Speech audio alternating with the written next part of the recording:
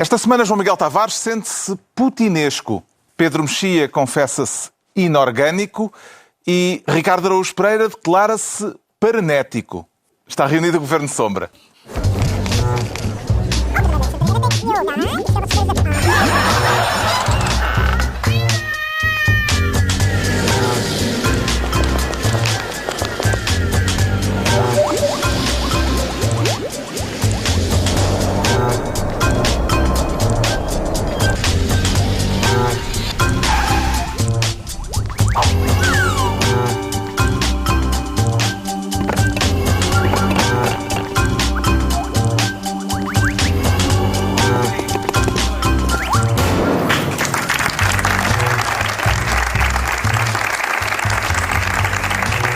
Ora viva, sejam bem-vindos. No final de uma semana em que ficou a saber-se que o Estado vai ter de pôr mais 450 milhões, coisa pouca, no novo banco, e em que a direita e a esquerda se desentenderam sobre se Portugal deve ou não expulsar diplomatas russos, acompanhando uma decisão do Reino Unido e de outros 25 países, na sequência de um caso que tem os contornos de um romance de espionagem.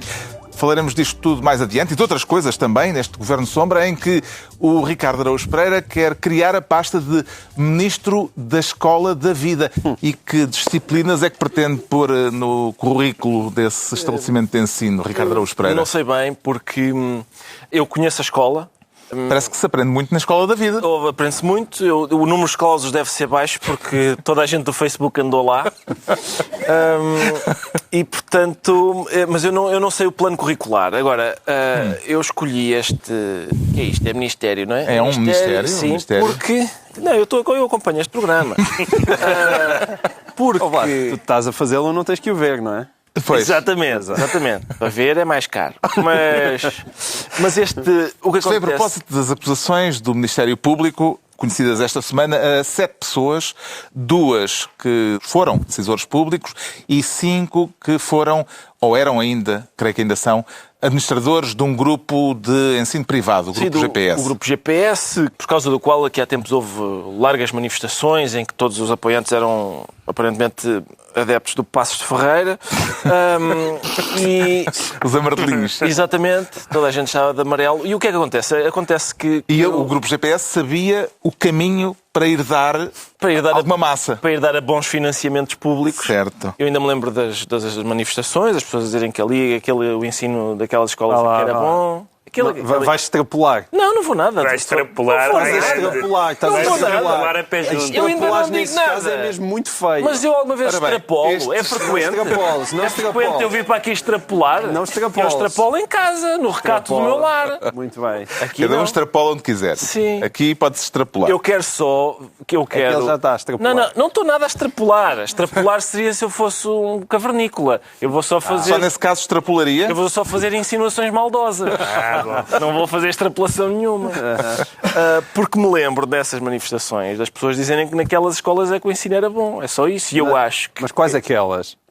Em escolas neste tipo de escolas. Admite lá que há escolas privadas, Sim, apoiadas pelo Estado, que são boas, que funcionam bem. A possibilidade do ensino das escolas. Eu sei que não. Eu só acho que se os administradores praticam este tipo de coisa desta forma, eu não sei se isso diz bem da qualidade do ensino. Eu Ora acho bem, que do Grupo GPS não deixa-lhe também. estás a ver, era aí que eu queria chegar. Mas do Grupo GPS. o Não me Grupo deixam GPS... insinuar maldosamente. Mas só podes insinuar maldosamente e justamente sobre o Grupo GPS. É o que eu estou a fazer. Estas 7 pessoas são acusadas de ter defraudado o Estado em 36 milhões de euros, aproximadamente. A notícia que eu vi dizia que o Estado tinha atribuído a estas escolas 300 milhões e eles tinham tirado 30 É os 10%. para a coboiada. E eu, É o dízimo. até aqui eu acho... É o eu acho dízimo, que isto é exatamente. corrupção que dá gosto. Que é, as pessoas, eles veem um orçamento e dizem, então, quanto é que temos? 300.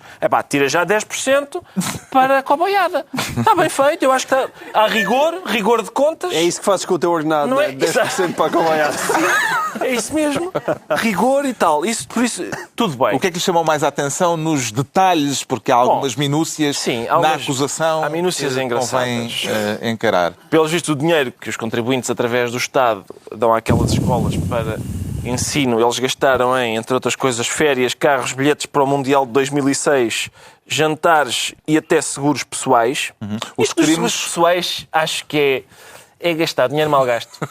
Uma coisa é corrupção gira, não é? De férias e garrafas de álcool. vinho. Agora, não, vou fazer um seguro com este dinheiro que fanei. Epá, não me soa bem. Não me soa um gatuno consciencioso. Um dos Então, o que é que vais aspectos- fazer com o dinheiro da corrupção? Não, vou aplicá-lo num bom seguro. Pá, não joga uma coisa com a outra. Não... Mas já no que diz respeito à fatura de almoços, Pois, aí é que está. Era esse o meu ponto. onde 3 pessoas terão bebido 36 garrafas de vinho, aí Sim. foi bem gasto. É pá, façam como as pessoas normais e digam, ora bem, somos 4, é pá, põe 6, vá. Agora, 3 pessoas, 36 garrafas de vinho, 12 garrafas a cada um. Aliás, é Não pena sei- não terem consumido, porque se acabava a corrupção, não é? Iam todos Exato. diretamente para a morgue. Eu não sei que tipo de... Será uma praxe, um professor novo? E se o Azevedo quer ser cá da malta? Tem que beber 12 garrafas até ao fim. É pá, Mas parece... com 12 garrafas de vinho um gajo falece, ou não? Em princípio, acho, é pá, dependendo do vinho e do Azevedo, dependendo da força, da capacidade física do Azevedo. 12 litros de álcool. Esse é o meu ponto, sim. Isto é não saber roubar. Quer dizer, isto é não saber. E, portanto... Portanto, a escola da vida nem sempre ensina nem as sempre melhores ensina bem. técnicas Exatamente. Se estes- nesta matéria, não Se é? estes administradores não têm o discernimento para perceber, espera lá, isto é demais, 12 garrafas a cada um, é pá, Fonseca, por amor de Deus, acrescenta aí pessoas à conta. E um não- dos arguidos também é acusado de ter 30 e tal carros na sua... Mas pronto, pode ser um colecionador, não é? Bom, já quer Ou dizer, então uma é- pessoa, é- uma pessoa vai para a Sabes o gatonagem que é que eu para acho? depois ter a frota Tantas da garrafas de Carris. vinho como os carros tantas garrafas de vinho como os carros eram treinos para aqueles exercícios. Eu de certeza que é assim que justificavam. É que nós tínhamos aquele exercício de matemática que era, então há 36 garrafas, há 3 pessoas, quantas garrafas dá a cada uma? E foi um estudo de campo. E se calhar com os carros também, porque também há aqueles exercícios Pois, com 30 carros divididos. Por acaso isso é uma boa ideia até para incentivar o estudo. Nestas escolas, o nosso administrador foi almoçar com 2 amigos. Foram consumidas 36 garrafas. Quantas garrafas beberam? Efetivamente. Por acaso pode ser bem feito. Em que patamar de sofisticação João Miguel Tavares, no que diz respeito à trafolhice, é que colocaria o esquema descrito pela acusação, neste caso? A levar a acusação realmente a sério, como eu acho que é suposto, punha num nível de trafolhice muito elevado. Mas, em todo caso, quer dizer, estamos habituados a... De 0 a Sócrates, davas quanto? Zero a Sócrates, vamos ver uma coisa. Não é fácil considerar zero a Sócrates, porque nós temos que ver dentro do universo disponível, quanto é que tu conseguiste sacar, não é? E sacar os tais 10% é significativo. Espera, eu estou só a admirar que tu estás mesmo a responder à pergunta. Eu gostei de dizer a Sócrates quanto ele. Não, calma, espera aí, é preciso ver, porque... É fazer as contas, sim. Temos que ver isto em perspectiva. Já agora, só para efeitos judiciais, eu disse de 0 a Sócrates por tua causa. Não é por minha. Não, estás à Estás a vontade. perceber? Sim. Estás à vontade. Agora, há aqui um outro ponto que o excelentíssimo colega que falou antes de mim não... Colegas. Colegas são. Não falei de propósito para deixar coisas para... Que é a questão, mais uma vez, do inacreditável concubinato, que isto vai sempre dar ao mesmo, não é? É o inacreditável concubinato, outra vez, entre políticos e o Grupo GPS. Mais uma vez temos aqui secretários de Estado e depois, mais uma vez, é o Bloco Central. Temos um ex-secretário de Estado do PSD, que ainda por cima parece que tinha relações com a área, mal saiu, foi para o grupo GPS, e depois também temos um deputado do PS, e temos estes bonitos entendimentos na zona de Leiria, parece que alguns administradores também foram administradores do grupo GPS e também do grupo Lena. Sério? Há um deles que parece que também administrou o grupo Lena. E é bonito ver como é que isto funciona. A sensação que dá é que realmente, este caso, isto é balizado acho que entre 2005 e 2013, logo por coincidência, e dá-me a ideia que realmente no início do século XXI o nível de corrupção em Portugal deve ter atingido assim, um pico inacreditável. Inacreditável, porque estamos a falar de muito dinheiro e sempre da mesma forma, que é aproveitar o que vem do Estado e canalizá-lo para determinados bolsos. Envolvendo isto um grupo de colégios de ensino particular acusado de fraudar o Estado, este caso, sem extrapolar, vem de alguma forma reavivar ou reativar a polémica em torno dos dos contratos de associação, que deram muito que falar há 2 anos. Toda a gente extrapola, mesmo quem, noutros casos, é contra extrapolações. Por exemplo, vamos dizer assim, bom, isto põe em causa se há uma fraude cometida por um grupo ligado a estas escolas, isto põe em causa todo aquele setor. Isso é dito por pessoas que se atiram ao ar, e com razão, porque é inaceitável, às pessoas que dizem, e aos partidos, infelizmente, que dizem, se há fraudes no rendimento social de inserção, vamos acabar com o rendimento social de inserção. Se há fraudes nas raríssimas, vamos acabar com o apoio a esses setores do terceiro setor e da solidariedade social, etc. Não, a fraude não prova que a atividade seja... A discussão mantém-se nos termos em que estava antes. Se o Estado deve ou não contratualizar com escolas privadas para suprir as lacunas da oferta pública, esse debate não mudou nada que aconteceu. Tal como não mudou nada. Mostra é que, mas isso também noutros setores, é um esquema que é suscetível de fraude. Se uma empresa pública for mal gerida, se um setor, até às vezes inteiro de uma pública for mal gerido, isso prova automaticamente que esse setor não deve ser público. Não prova. Prova que tinha os gestores errados. E, portanto, essa é a argumentação que está a ser, essa tal extrapolação. Que eu não fiz, está a ser, mais ou menos. Não. Puseste o pé na porta. Não entraste. Maldosamente. Ensinaste maldosamente. Espera aí. É da Dona Custódia ainda? Não. Okay. Era cotão do casaco. Muito obrigado. E, portanto, as pessoas que extrapolaram são pessoas que com grande lucidez evitam esse tipo de extrapolação. Porque a fraude, a má gestão, a burla, etc., prova que aquelas pessoas fizeram aquilo. O Ricardo utilizou a expressão, o ensino de qualidade. O que é que isto tem a ver com o ensino? Não tem absolutamente nada a ver com o ensino. Disseste bem, a fraude e a má gestão. O meu ponto é que isto é má fraude. É as duas coisas juntas, tá bem. Estás a perceber? E quem faz má fraude não está apto a ensinar miúdos. Não aprendeu nada. Da Escola da Vida. Entregamos então ao Ricardo Araújo Pereira a pasta de Ministro da Escola da Vida. Agora, o João Miguel Tavares quer ser Ministro dos 1.400 milhões. E o que é que tenciona fazer com essa massa toda, João Miguel Tavares? Então, aquilo que fazem todos os portugueses, solidariamente, que é abrir a carteira e pagar. É um bom orçamento. Isso corresponde, fui procurar, mais ou menos ao orçamento para este ano do Ministério da Justiça. Lá está. Muito bem. E ao triplo do orçamento anual do Ministério da Cultura. E quantas companhias de teatro é que sobreviveriam com isto? É? Muitas, mas infelizmente... Ainda é dinheiro, portanto. Mas infelizmente as companhias de teatro não têm tão bons atores como os atores da Banca Nacional. Estamos a falar desta massa toda porque se soube esta semana do prejuízo recorde do novo banco, que vai obrigar o Estado a voltar a abrir os cordões à Bolsa. Ficou surpreendido com isto? Fiquei surpreendido. Quer dizer, esta dimensão é inacreditável, porque são 1.400 milhões. Foi só o ano passado. O déficit. Mas aquilo já vem acumulado. É o terceiro ano consecutivo que o novo banco dá prejuízo. E este foi o recorde. Este foi o recorde. Prejuízos. Também diga que também foi um recorde, porque a Lone Star está a tentar limpar o banco e há uma responsabilidade do Estado, que supostamente vendeu o novo banco à Lone Star, mas continua a pagar todos os anos. Mas nós vamos num acumular de 3.500 milhões, mas para o novo banco. Mas se nós bem nos recordamos, e convém recordar aos portugueses, que antes disso houve uma resolução... Estou a falar para os portugueses. Antes disso houve uma resolução de 4,9 mil milhões para separar o banco mau do banco bom. Portanto, este que já Isto vai... é só o que a gente gasta com o bom. Este é o bom. Sim. Os 3.500 milhões de euros que nós já... de prejuízo em 3 anos, era só com o filé mignon do antigo BES. Portanto, é aquela coisa como vai lá escolher umas batatas porque aquelas estão podres. E depois, na verdade, as batatas, as boas, também estão todas podres. Isto, na verdade, é como uma senhora que tem 2 filhos, um mau e o bom, e ela vai ver o bom à cadeia porque ele matou 3 pessoas. O bom, já não sabe o que é que o mau fez. Não, é só o bom. E eu... Diante disto, aliás, houve em tempos que o Vítor Bento, quando saiu como sabem, ele chegou a dirigir durante muito pouco tempo o novo banco, e ele, quando saiu, Ele houve uma vez, deu uma entrevista e que falou que, olha, e disse assim, isto do novo banco e da resolução do BES ainda nos pode custar 10 mil milhões. E eu pensei, pá, ele está a exagerar. Mas na verdade já vai em 8,5 mil milhões.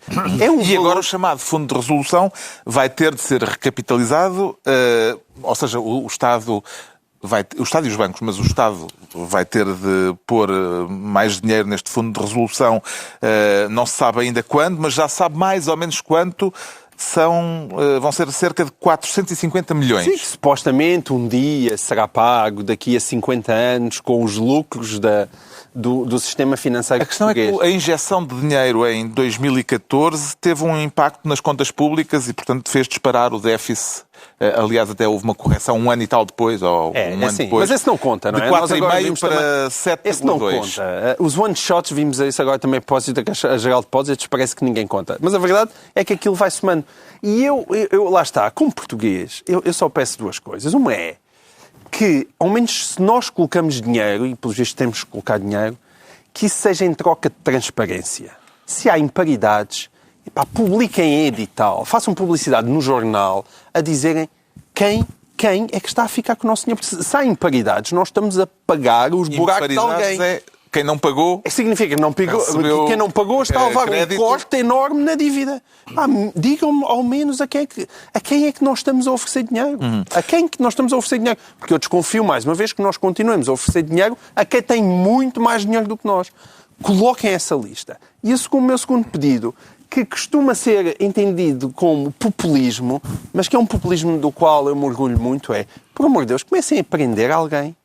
Comecem a prender alguém. Sim, os suspeitos do costume, como no Casablanca. Não, os suspeitos do costume é aquelas coisas que a gente vê às vezes lá fora, em certos países, onde isto acontece. Eu tenho um terceiro pedido, que prendam alguém. Levem-me a jantar primeiro. Eu estou habituado a que me façam isto, mas antes... É evidente que não é possível os portugueses continuarem a também acreditar... Também quer meiguice? Sim, isso cair no fim, spooning, sim. No fim fazemos conchinha. Faço conchinha com o Centeno. Enquanto ele te... Sim. Mas isto é muito importante. É importante que a justiça portuguesa funcione. As coisas não podem demorar o tempo. Eu nem sequer estou a dizer que a culpa é especialmente da justiça, quer dizer, mas são certamente as leis judiciais têm que mudar para nós conseguirmos ver alguém ir preso antes de termos bisnetos. Percebem? Tem que acontecer, isto não se pode perpetuar. Olha, toma lá mais um. E eles continuam a andar por aí a ir ao belo canto. Passa a publicidade. Ao bolso. Falou-se aqui do déficit. A propósito do déficit de 2017, esta semana houve novidades. O Governo estava contente porque tinha um valor que seria o mais baixo de sempre, 0,9%, mas o Eurostat decidiu estragar a festa e incluir nas contas o valor da recapitalização da Caixa Geral de Depósitos e o saldo negativo das contas públicas passou dos 0,9% para, oficialmente, os 3%. Isto é só uma questão técnica ou tem impacto político, Pedro Mexia? Em todos os casos nós temos visto que não há diferença entre uma coisa e outra, porque quando nós estamos a dizer, bom, o maior déficit pode ser agora prejudicado por esse maior prejuízo, e então entra a discussão seguinte, e há vários anos que, de formas diferentes, com instituições nacionais ou com instituições europeias, temos esta conversa que é, mas isto não conta. Neste caso, não conta para o déficit. Tantas vezes que nós já tivemos esta discussão, nós, quer dizer, as instâncias do Estado, por exemplo, Mário Centeno não concorda com os critérios do Eurostat. Aliás, porque ele não concorda com organizações europeias que tutelem estas coisas. E, portanto, se não contar, não aconteceu nada. E há outra coisa. Não aconteceu nada, supostamente. Não aconteceu, os números não ficam maculados. E depois há outra coisa que tu disse... Não é? Agora já se sabe que contou. Sim, está bem. Não, mas estou a dizer, toda esta discussão nunca é uma discussão meramente técnica, porque as decisões técnicas têm efeitos. E depois, aquilo que tu disseste sobre o orçamento do Ministério da Cultura, há um momento em que as pessoas, mesmo que isso possa ser demagógico, e em grande medida é demagógico... Não é. Espera, em grande medida é demagógico. Não sabes o que eu vou dizer? Como é que pode ser demagógico uma coisa que eu não sei o que eu vou Nós já dizer? fazemos este programa há 10 Diz lá o anos. que é que eu vou dizer, percebes? então. Há uma espécie Mas de diz. telepatia. Vocês parecem um entre casal nós. Pá, Vocês neste momento parecem um casal velho. pá. então, João Miguel Tavares vai dizer o que eu vou dizer. Vais dizer que, apesar disto parecer demagogia, as pessoas que estão no Ministério da Cultura e que veem a sua vida posta em causa por valores ridiculamente pequenos quando nós estamos a olhar para estes que são investidos nos bancos, quer queiram, quer não, vão se sentir mal e deprimidos e extremamente injustiçados com esta maneira de dirigir a coisa pública. Foi Pedro Mexia? Afinal sabia. Ouve lá, não só vocês são um casal de velhos, como ele é velha. Acaba as minhas frases. Sim, ele sabe tudo o que vai dizer. Quer dizer, esta ideia de que os bancos se salvam sempre, mesmo que os bancos também signifiquem o dinheiro das pessoas que têm o dinheiro lá, causa uma incompreensão generalizada. Uma das frases mais ouvidas na última década é a incompreensão dos cidadãos dos vários países europeus e norte-americanos e dos norte-americanos sobre porque é que as pessoas porque é que os Estados salvam os bancos, porque é que não deixam os bancos cair. E nestes casos, temos uma novela. Há quantos anos? Nós começámos com a crise. O Governo Sombra começou com a crise. Há 10 anos. Foi das coisas boas. Foi das coisas boas. Esperemos que não tenha uma ligação. Foi um efeito secundário da crise.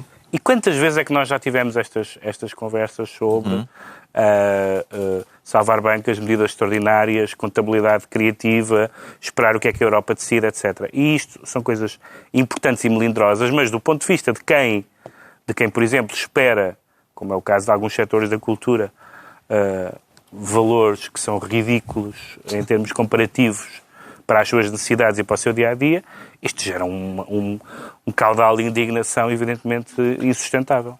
Este aspecto técnico, que também tem reflexos políticos de saber se o déficit verdadeiramente ficou nos 0,9% ou nos 3%, tem um aspecto curioso, que foi o facto de Rui Rio, o líder do PSD, vir dizer que o que conta para ele é o valor de 0,9% para que o Governo, para o ano, não se aproveite dizendo que, afinal, conseguiu baixar o déficit. E, portanto, para o ano só conta o baixar o déficit para 0,8%.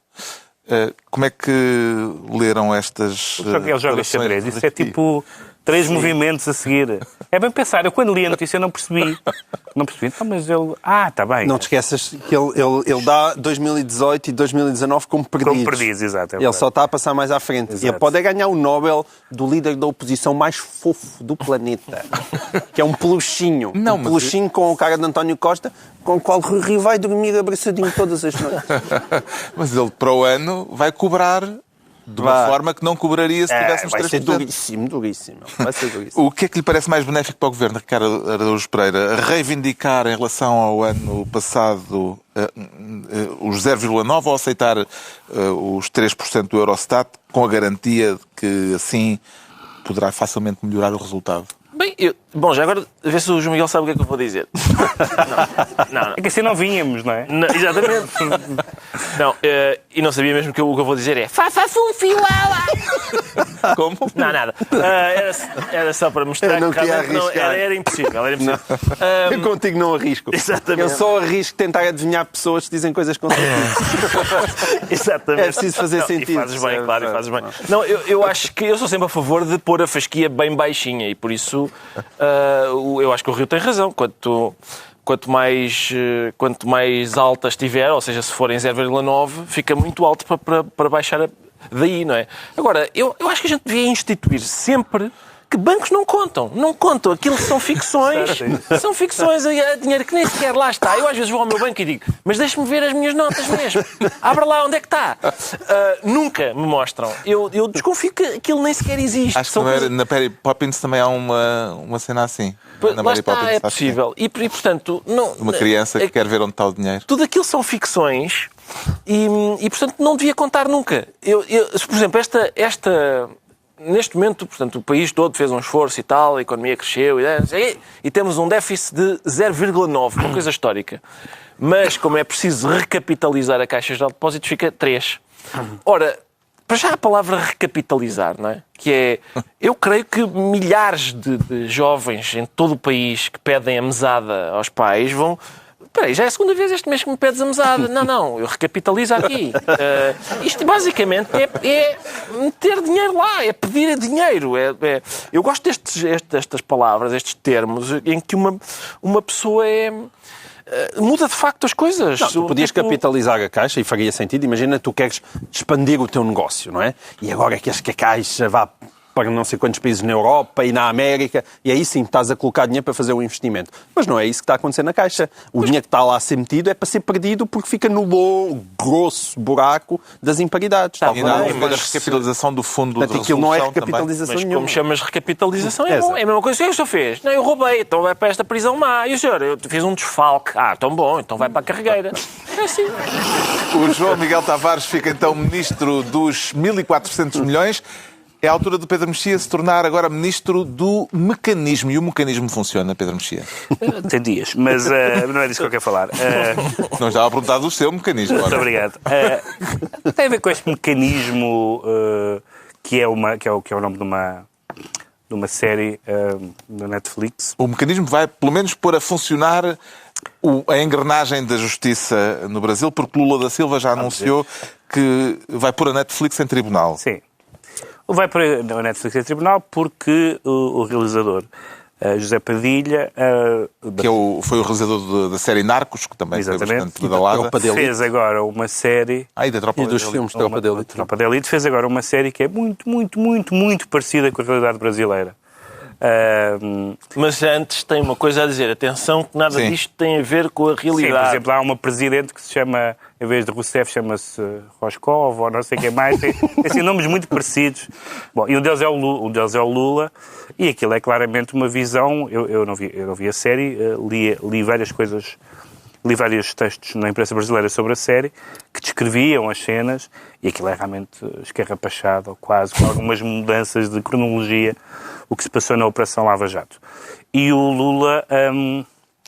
Embora se admita nessa introdução, nessa advertência inicial, que é uma mistura personagens, situações e outros elementos foram adaptados para efeito dramático. Aliás, o realizador... foi pouco diplomata, diz que esta série só é um problema para quem não saber ler, porque está lá explicado. Portanto, ele foi logo... Que é o tipo de piada que muitas vezes o Lula, de piada baixa, que o Lula muitas vezes enfrenta, às vezes, sobre as suas capacidades escolares, etc. Mas, bom, eu não sou muito adepto, evidentemente, de processar séries, etc. Mas é curioso que isto houve uma grande disputa esquerda-direita no Brasil, como agora está num ambiente absolutamente cortar à faca. Mas convinha, por exemplo, lembrar que em 2002, não sei em que ano foi, mas foi nestes longos mandatos do PP, foi feito o filme então mais caro do cinema brasileiro, chamado Lula, o Filho do Brasil, que foi uma aposta financeira gigantesca, que era um filme absolutamente primário de uma história... de uma geografia, de uma história, de fazer chorar as pedras da calçada. E, de facto, tem alguns elementos que são inspiradores, ninguém nega isso. Mas era um filme claramente agiográfico. E o filme custou um balúrdio, teve muito má recepção crítica, uma bilheteira decepcionante, mas... O filme aguentou-se porque foi patrocinado pela empreiteira Odebrecht, que está metidinha nisto do Lava Jato.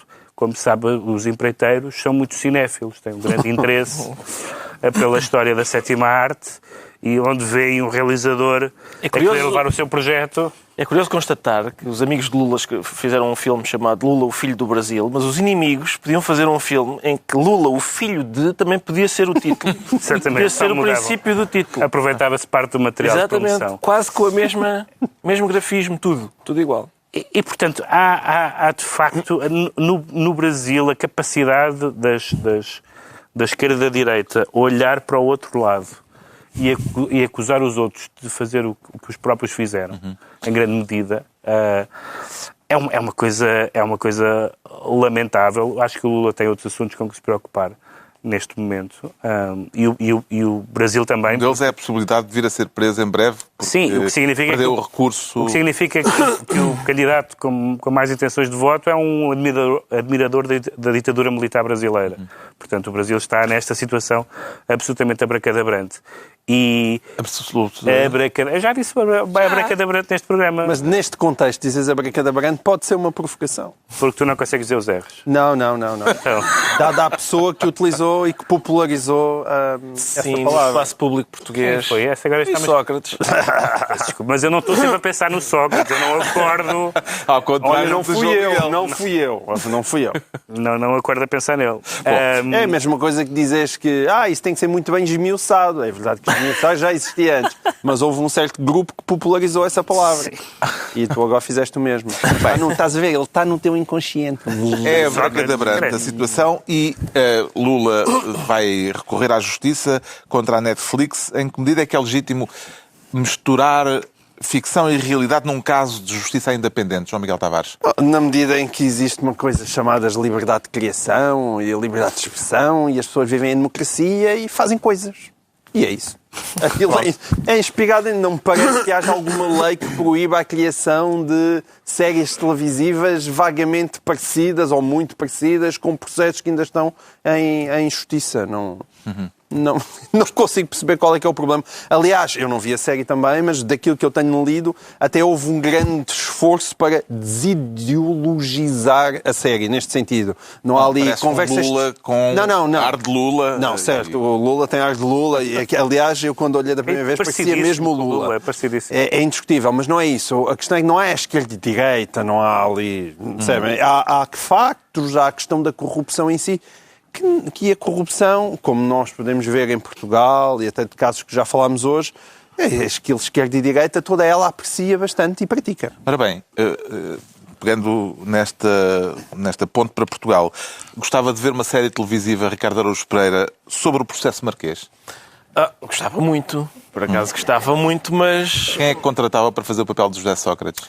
O problema principal não é o casting. É o que é que os guionistas... Porque o problema é a ficção tem um requisito que a realidade não tem, que é a ficção precisa de ser verosímil. Enquanto a realidade não. Ou seja, a gente senta-se a ver uma série e de repente, olha, esta série está interessante, o Primeiro-Ministro é acusado de corrupção. Deixa eu ver o que é que ele vai dizer ao juiz. Não, a casa é do meu amigo. Então, mas parece aqui o senhor a escolher o chão da casa. Não é minha. Ninguém acredita. As pessoas dizem, espera, esta série é de ficção científica. Ninguém acredita naquilo. Não é verosímil que uma pessoa... Não corresponde aos padrões do guionismo. Eu acho que não. Eu acho que nenhum guionista que se respeitasse standard fazia com que uma personagem dissesse coisas tão difíceis de acreditar. Um dos Monty Python disse recentemente numa entrevista, agora a propósito de Donald Trump, que os Monty Python nunca fizeram uma piada tão boa como pôr Trump enquanto presidente dos Estados Unidos da América. Aqui somos capazes de ter o mesmo problema, sim. Uma piada que supera o nonsense dos Monty Python. O Pedro Mexia fica assim, ministro abracadabrante do mecanismo, e estão entregues as pastas ministeriais por esta semana. Agora o João Miguel Tavares sente-se putinesco. Isso parece uma variante do famoso esparguete à putanesca. E está muito bem visto. Eu sabia que o teu olhar gastrónomo não ia deixar passar isto. O olhar e o proveito. E eu aproveito. Neste caso, com um ingrediente russo adicional. Exato, que é o veneno. Que é o veneno, o esparguete à putinesca, é isso. Ninguém sai vivo depois de um pratinho daqueles, não é? Aliás, eu acho que foi o que o Sr. Skripal consumiu, e a sua filha consumiram 2 bons pratos de esparguete à putinesca e vejam o que é que lhes aconteceu. Quer falar de decisão, mais do que do caso em si, que já tem algumas semanas, quer falar da decisão do governo português de não acompanhar agora grande parte dos países ocidentais na retaliação à Rússia. Houve 25 países, 26, a Grã-Bretanha foi o primeiro, depois houve outros 25 países que expulsaram diplomatas russos na sequência do assassinato desse antigo espião russo com uma arma química no sul da Inglaterra. Há aqui um toquezinho de Guerra Fria em curso. E como nós estamos a falar da Rússia, eu, na verdade, não quero bem falar da reação do governo português, mas mais da reação à reação do governo português. Portanto, é um tema em matriosca. Pronto, vamos ter tua, porque uma vez que mete russos, matriosca vem É por isso que eu me permito estas liberdades. Porque o caso em si, a reação portuguesa em si, eu, evidentemente, acho, como muita gente, que, tendo em conta que nós temos aliados, se calhar podemos ser um bocadinho mais amigos dos nossos amigos e do mundo ocidental civilizado, que quase todo reagiu àquilo que parece bastante evidente ser um atentado russo, até porque há gente bem informada que diz que os russos fizeram aquilo para que se visse, ou seja, utilizaram um veneno exatamente para que se soubesse que tinha sido a Rússia a fazer aquilo, não por causa dos países ocidentais, mas por causa dos próprios russos que iam votar e que muito apreciariam aquele gesto do grande Putin de virilidade a despachar uns antigos espiões. Quem é que nunca decidiu o seu sentido de voto? Assim, não é? Exato. Bom veneno. Bom veneno, exatamente. Sabes que o povo eslavo às vezes tem destas coisas. Agora, as reações às reações. As reações, qual é que é o meu problema? Eu percebo que haja nisto uma grande hipocrisia. Eu próprio acho que se a Inglaterra quisesse muito chatear os russos, ia-lhes era às contas bancárias e aos clubes de futebol da Primeira Liga inglesa, não é? Porque a Inglaterra está cheia, empapada em dinheiro russo, tinha muitas possibilidades, se quisesse, de irritar mais os russos do que expulsar uma vintena de Era logo mandar o Chelsea para a segunda divisão. Exatamente. Mandava o Chelsea para a segunda divisão e chateava pelo menos o Abramovich. Agora, a questão aqui é, os portugueses fizeram aquilo e a interpretação, portanto, o governo decidiu... Os ingleses. Os portugueses não expulsaram os exatamente. guardas O governo português decidiu não expulsar, certo. E a interpretação que de repente colhe entre a opinião pública portuguesa é realmente aquele PCP. Se isto não fosse geringonça, estes tipos já estavam todos fora de Portugal. Na verdade, houve duas explicações. Houve essa e houve a de que Portugal tem um entendimento com a Rússia porque a Rússia aceitou que António Guterres se tornasse o secretário-geral das Nações Unidas. Sim, e que é a explicação mais parva que eu já vi. Cada uma é mais parva do que a outra. Quer dizer, não. Esta do António Guterres ainda é mais parva do que a primeira. Não é? A gente apoia o Guterres, mas depois tu engoles o morto com o veneno. Mas porque os ingleses também apoiaram o Guterres. E, quer dizer, pelo amor de Deus, os russos estiveram a apoiar uma búlgara quase até ao final. Aquilo é a desculpa mais parva que eu já vi, foi essa. Agora, eu só quero recordar, isto aqui é importante, não é? Voltando àquele senhor que estava na cabeça do Pedro Mexia. Não, eu repudio isso. Que é, nós temos que recordar qual é que é a herança diplomática do governo PS. E é só isso que a mim me irrita muito. Eu acabo sempre a falar daquele senhor que eu não quero falar. Mas nós não podemos permitir que Portugal tenha uma espécie de buraco na sua memória, que são aqueles anos de José Sócrates e aquilo que ele fez, que não é só a questão dos grupos Lenas e do Carlos Santos Silva.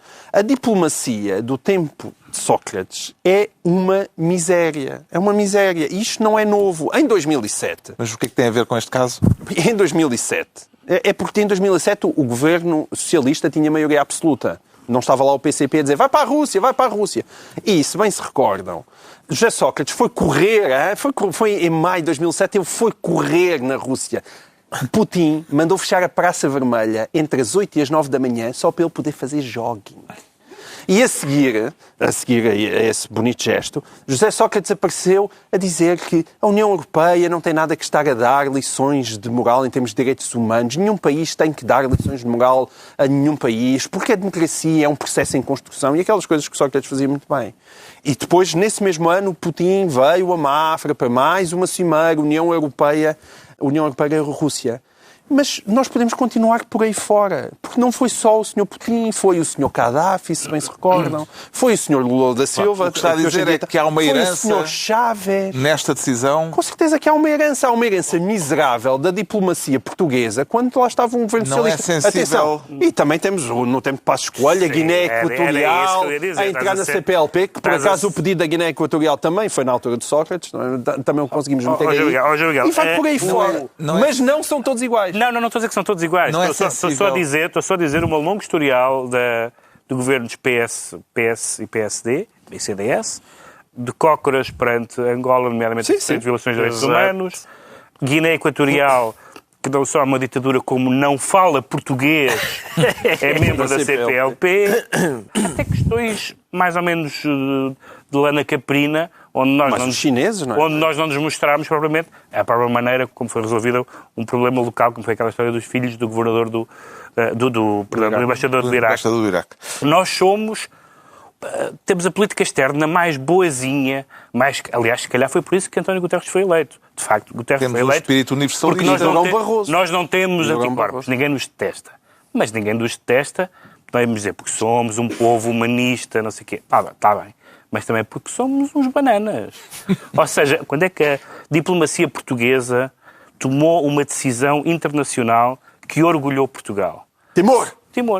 E acho que dificilmente alguém se pode lembrar de outra. E, portanto, neste caso, eu não estou a dizer que deva ser... que não sei se deve expulsar, se não deve expulsar. Acho que me parece que o desplante de envenenar espiões em território europeu é um passo à frente no que já estamos habituados. Com armas químicas. Com armas químicas já é um passo à frente. Não se utilizavam na Europa desde a Segunda Guerra Mundial. Estamos habituados. Agora, a explicação de que nós não fazemos as coisas assim, no fundo, é este longo historial de deixar andar, de ser conivente. Não culpem o PCP, concordas comigo? Não culpem o PCP, não digam que a culpa é do PCP. Não culpa o PCP. Eu acho que isto é uma tendência forte da nossa política externa, de há muitas décadas, de sermos bonzinhos. O que lucramos com isso? Enfim, supostamente lucrou o próprio, no certo sentido pode ter lucrado Portugal também com a eleição de Guterres, mas ficamos sempre de forma um bocadinho desconfortável para alguns de nós, para mim certamente, na fotografia, nestes casos. Está a gostar de voltar à Guerra Fria, Ricardo Araújo Pereira? Nem por isso. Havia um certo equilíbrio durante a Guerra Fria, uma espécie daquilo que se chama em xadrez stalemate, em que se percebia que não havia movimento a fazer. O jogo estava empatado. E eu concordo com o que eles disseram. Neste caso, em relação a Portugal, Portugal sempre tem sido uma espécie de Suíça das barracas. Uma espécie, não é bem neutral, é sonso. Devia haver essa figura na diplomacia aos países neutrais e nós somos um país sonso. E pela sonsice, então, regressa vai até à Segunda Guerra Mundial e ao legado de Salazar, que entre neutralidade colaborante. Exato, que entre 39 e 42, 43 era pró-alemão e depois, quando aquilo começou a virar, ficou muito pró-britânico. Não foi o Brasil que declarou a guerra à Alemanha em 45? Há um país que declarou a guerra à Alemanha, que eu acho uma altura muito má para declarar a guerra. Ou em 44. Então, porque é que o João Miguel Tavares diz sentir-se putinesco, quanto ao Pedro Mexia declara-se inorgânico. E já foi ao médico? Fui, está tudo bem. Foi só Sente-se parte da direita inorgânica de que falou esta semana o Primeiro-Ministro em entrevista à revista Visão? Não sei bem o que é, não sei bem exatamente a que é que ele estava a referir. Em defesa do Rui Rio.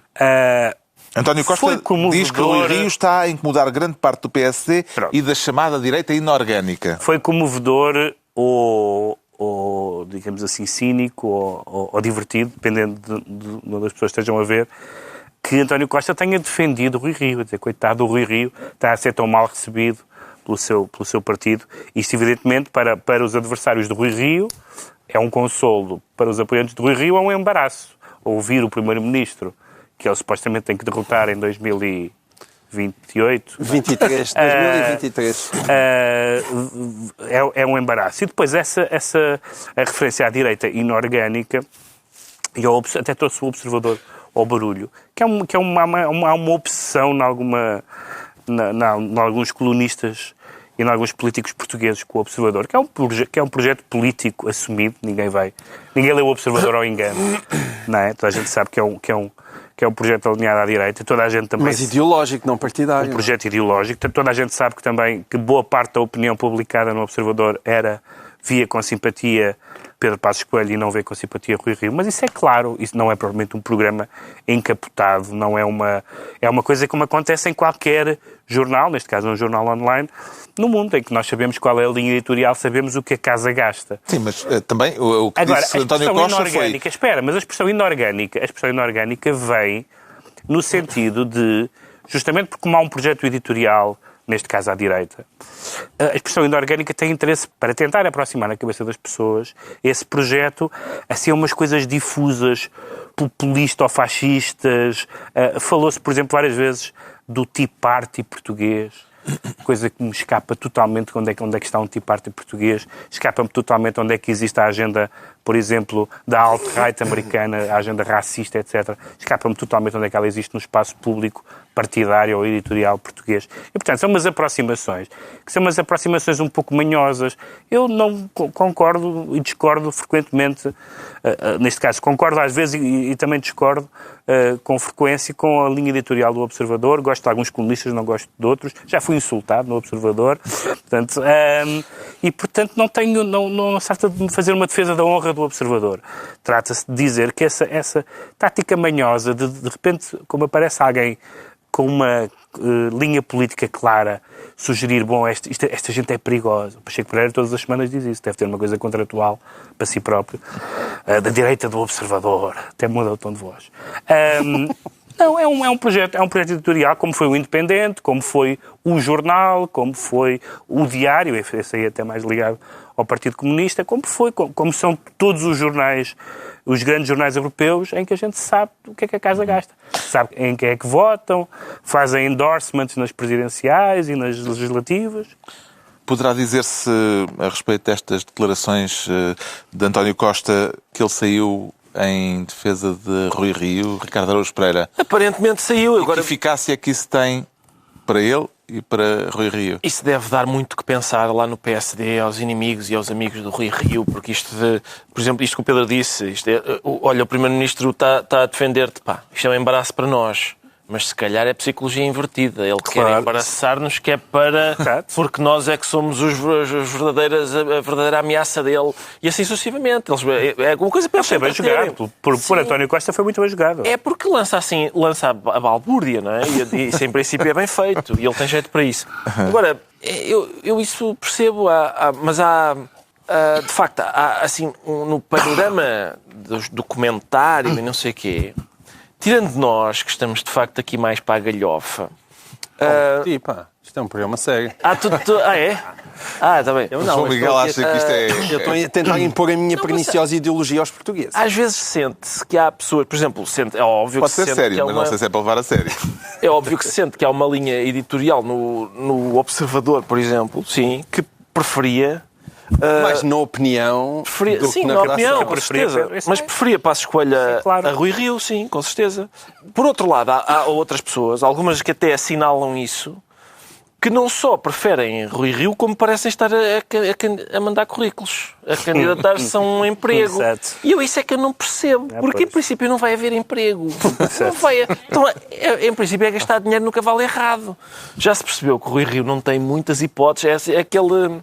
namorado de rebound, não é? Como é que se diz isso em português? Se calhar não existe, mas é aquele... É um senhor que vai suplente. Sim, vai cumprir aqui uma função até o PSD finalmente arranjar um líder que consiga fazer frente ao António Costa, muito provavelmente. Para além deste aspecto em torno da direita inorgânica referida pelo Primeiro-Ministro, o que é que lhe pareceu mais interessante ou encontrou mais alguma coisa de interessante na entrevista à Visão? A entrevista não era muito interessante, mas também em boa parte porque António Costa se passeia, não é? Pelas entrevistas, corre tudo bem, portanto também é fácil hoje em dia dar entrevistas. Agora, aquilo que me preocupou mais foi uma caixinha sobre a Joana Marques Vidal, que é um tema que me preocupa, em que os jornalistas lhe perguntam se o seu afastamento, se afastar a Joana Marques Vidal não podia ser visto como uma retaliação, por causa de todas as investigações que estão a decorrer.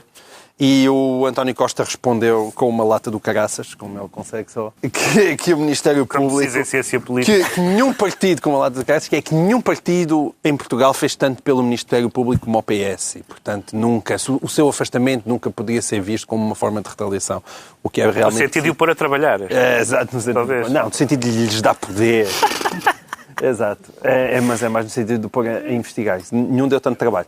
E isso, de facto, é preciso alguma lata Agora, tirando isso, que é aquilo que mais me preocupa, a entrevista não teve, assim, nada de especial.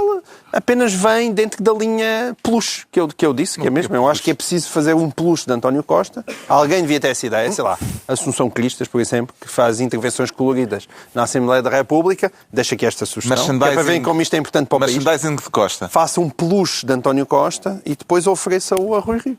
Bom, já sabemos porque é que o Pedro Mexia se diz inorgânico. Vamos agora tentar perceber porque é que o Ricardo Araújo Pereira se declara parenético e em que circunstâncias é que costuma dar-lhe para a parênese, Ricardo Araújo Pereira? Ora, eu gosto muito de sermões. Gosto Disseste parênese? É verdade, Sim. a palavra é esdrúxula. Ao contrário do que pode E não parnese. parecer. Não pernese, mas parênese. É uma palavra esdrúxula. Parnese é, aliás, uma doença. Eu gosto muito de sermões. Gosto verdadeiramente de sermões. E... Não é sentir-se parenético não faz com que lhe chamem o Padre António Vieira de Carnaxide. Quem me dera, mas não, infelizmente não. Vamos lá desfazer esse equívoco. Sim, esta semana eu vi um polícia a dar um sermão, literalmente, a dar um sermão a 3 jovens meliantes. Aliás, temos um excerto, vamos já para ele, do vídeo divulgado esta semana, justamente sobre esse caso, pelo Jornal de Notícias. Não fizeste a catequese, não tens nada, mas foste batismado. Foste batizado, tu também. Pronto, acreditais, tens fé. Sabeis que andais no caminho das trevas. Jovem, você, Não é? complexo. Não é o caminho certo. João António Pois Silva não? Costa. Ou achais que andais no caminho do bem? António Silva Costa. Andais em pecado. A vossa consciência não anda bem. 26 Então eu vou ler aqui uma passagem 83. que é Andando na Luz, que é um episódio bíblico. 26 de 7 de Estás-me a ouvir? Como te chamas, minha filha? Um polícia parenético com jeito para padre. Como é que avalia estas qualidades deste polícia pregador? Ricardo Araújo Pereira? Ótimo, atenção. Posso estar enganado, atenção, eu posso estar enganado. Eu acho que É um capelão fardado. ele está a gozar. Atenção, eu acho que ele está a gozar Então? e é muito giro. Está a gozar e tem muita graça. Sim, a sério. Eu também, mas eu voto em ti, eu também Se acho que ele vocês está a forem gozar. ver o vídeo todo, Eu também acho há que lá, ele uns, está a há lá uns colegas deste polícia que dizem assim: ó Pascoal, já não sei qual é o nome, mas e ele, respeitai as pessoas. E a maneira como ele está a falar, são 3 jovens que estão lá. Ele diz, não se vê aqui, mas ele diz coisas do género: além de vós andais em pecado, como sabeis, ele a certa altura diz assim: ora vão lá todos dar as mãos, criai uma corrente de fé, criai lá uma corrente de fé e os putos. Mas não é a viziense, é mais É mais à Porto, portuense. sim, mas assim dá-me mais jeito. E eles, os miúdos dão as mãos e ele diz: aleluia, irmãos. E os jovens gatunos: aleluia. Epá, ele, a certa altura, ele diz assim: vós achais que estáis a saborear com plenitude da vida? Isto, sinceramente, eu acho que desincentiva o crime. A próxima vez que estes 3 jovens disseram: olá, se a gente fosse fanar um autorrádio, não, porque vamos levar outra vez com aquele chui. Sim, com o chui da catequese, pá. Não. Sério, isto é capaz de... O sermão do polícia pareceu-lhe bem escolhido, João Miguel Tavares. Oh, pá, muito bem escolhido. Atenção. Andando na luz, não é? Como é que era? Andando na luz. A maneira maldosa como foi montado este clipe também pode sugerir outras coisas, que é, ele está ali com andando na luz e aquela conversa toda e depois chega a um ponto e diz assim: como é que você se chama, minha filha? Também pode ser só para sacar o nome a uma meliante particularmente engraçada. E conseguiu. E ela diz-lhe sim. E conseguiu. Mas eu alinho com o Ricardo. Eu acho que o senhor está a gozar. Eu acho mesmo que o senhor está a gozar. E aquilo tem uma certa piada. Atenção. É melhor do que maus tratos. É melhor do que... Acaba por ser isto também é maus tratos. Não, atenção, nós estamos... Ele está a aborrecer mortalmente os gatunos. Ele veio foi justificar-se a dizer que isto era uma confissão. Não era uma confissão... Era para obter uma confissão. Não uma confissão católica, mas mesmo... Nós, em geral, estamos a ter não era violência confissão nas nenhuma. quadras. Este senhor usa a segunda pessoa do plural. Quer dizer, tudo uma... Isto é aceitável numa esquadra de Não, polícia? quer dizer, eu não sei com que espírito é que ele o fez, mas eu tendo a crer que isto é uma coisa muito semelhante àquela coisa que os americanos usavam no Iraque e na... O polícia bom e o polícia mau. A seguir vinha o polícia mau. Punham heavy metal. Exato. Punham heavy metal como forma de desincentivar os terroristas ao terrorismo. Não sei se funciona. Creio que não. Eu lembro uma vez numa Mas isto esquadra em pode ser uma Santarém. espécie de tortura do sono? É isso. É uma espécie de forma de violência que não deixa marcas, E mas, é mas que preferível- aborrece profundamente. Sim, não é preferível. Uma vez numa esquadra de Santarém, eles serraram a cabeça de um desgraçado. Isto não é melhor isto? É melhor, É melhor. é mais limpinho. Sim, é desagradável na mesma. Também massa. E Mas não provoca o falecimento. não provoca o falecimento. Aliás, só funciona se a cabeça deles estiver agarrada ao corpo. Senão não... É a altura dos decretos. O Pedro Mexia decreta afinal. Afinal, porque apareceu a notícia, comentando uma notícia anterior, dizendo assim: afinal o Papa não negou a existência do inferno. Pois claro que não. É evidente que o Papa não negou a existência do inferno, pela mesma razão que, afinal, Jerónimo de Sousa não negou a luta de classes. O que o Papa disse, como outros papas têm dito, mas o inferno é o quê? Qual é a sua natureza? É um lugar ou não é um lugar? Essa ideia de que as pessoas que têm convicções muito fortes, sejam teológicas, sejam políticas, podem negar elementos fundamentais da sua convicção, é mesmo só quem acha que essas convicções não valem nada. Certo, não é? mas ele podia ter tido notícia de que fechou, ou assim. Há estabelecimentos... Achas que fechou? Há estabelecimentos que fecham. Não. Falta de frequência. Falta de clientela não tem. Pá, pá. remodelações. Está bem. Sabe-se lá. O João Miguel Tavares decreta telefonar mais vezes. Telefonar mais vezes, porque o João Botelho, que é um cineasta respeitável, fez um filme chamado Peregrinação. A Peregrinação... Fernão Mendes Pinto. Fernão Mendes Pinto, que vai-se saber, e boa parte dela, afinal, era a Peregrinação de Diana Barroqueiro, que é uma escritora portuguesa que viu ser retratado num filme várias partes de um romance que ela fez a partir do Fernão Mendes Pinto, e aparecem personagens que existem no romance e não existem na Peregrinação, portanto, do Fernão Mendes Pinto. É uma coisa fácil de ver. E confrontado com isso, o João Botelho realmente reconhece que o romance da senhora foi uma grande inspiração e deu como argumento: eu liguei um par de vezes para a editora, mas não consegui falar com a senhora. Então está bem. Então eu insisto. Ninguém atendeu. Isto realmente é mesmo uma coisa à portuguesa, não é? Que se alguém pensavam nos Estados Unidos, realmente aqui isto serviu de fonte de inspiração para o filme, mas eu liguei e foi diretamente para as mensagens. Telefone mais vezes é uma coisa completamente ridícula, e um senhor respeitável como o João Botelho devia saber melhor do que isto, não é? Ele também utiliza as canções do Fausto no filme e dá-me a ideia que com o Fausto conseguiu falar. O Ricardo Araújo Pereira decreta olhar para as estrelas. Sim, contemplar as estrelas, a beleza do firmamento. Antes que... Até porque vem aí um monte de ferro velho que pode acertar-nos na cabeça. Ferro velho chinês. Ferro velho chinês, a estação espacial chinesa, não é? Eu não percebo como é que uma coisa passa de estação espacial chinesa com este prestígio para um monte de lata que pode cair aparentemente em cima de alguém em Viena do Castelo. Basta entrar na atmosfera e fica assim. Pois eu sei, mas porquê é que ele não se aguenta lá? O que é que aconteceu? Mandou uma coisa para o espaço e depois dizem: não te preocupes que isto depois cai no Minho, não interessa.